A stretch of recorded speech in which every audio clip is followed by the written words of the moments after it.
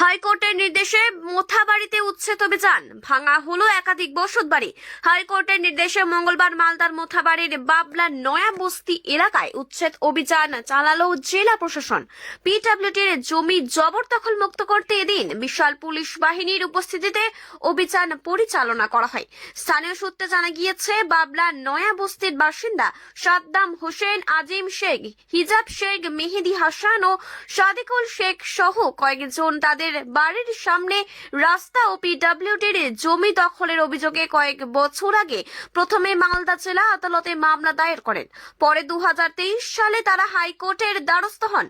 অভিযোগ, 2024 সালে হাইকোর্ট মামলাকারীদের পক্ষে রায় দেয়। সেই রায়ের ভিত্তিতেই মঙ্গলবার জেলা প্রশাসন উচ্ছেদ অভিযান চালায়। অভিযানে গোলাম মোস্তফা, এজাবুল শেখ এবং বাবলু শেখের বসত বাড়ি জেসিবি মেশিনের সাহায্যে ভেঙে জবরদখল মুক্ত করা হয়। প্রশাসন সূত্রে জানা গিয়েছে, অভিযানের আগে সংশ্লিষ্ট ব্যক্তিদের নোটিশ পাঠানো হয়েছিল।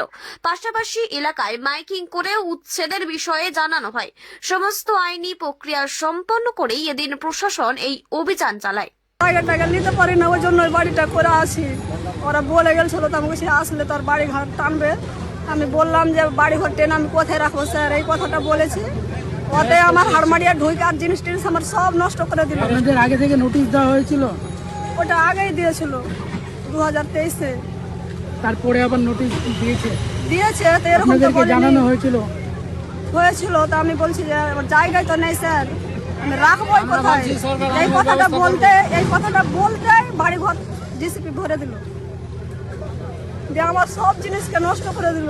পিডব্লিউতে ছিলেন আপনারা? পিডব্লিউতে বাস করি আমি, জায়গা টায়গা নাই আমার কোথাও। কি নাম আপনার? সাবিনা বিবি।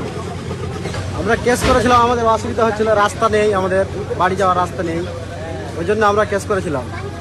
কেসটা আমরা করি 2023-এ, 2024-এ আমরা কেসটা জিতি। তারপরেও কি কারণে আমাদের উচ্ছেদ হলো না আমরা বুঝতে পারলাম না। যাই হোক, আজকে হচ্ছে? হ্যাঁ, আজকে হচ্ছে। কারা কারা উপস্থিত আছে এখানে? বিডিও আছে, এসডিও আছে, আরো পুলিশ প্রশাসন আছে। এদের হাইকোর্টের মাধ্যমে হচ্ছে। হাইকোর্টের অর্ডারে হচ্ছে? হ্যাঁ, হাইকোর্টের অর্ডার হচ্ছে।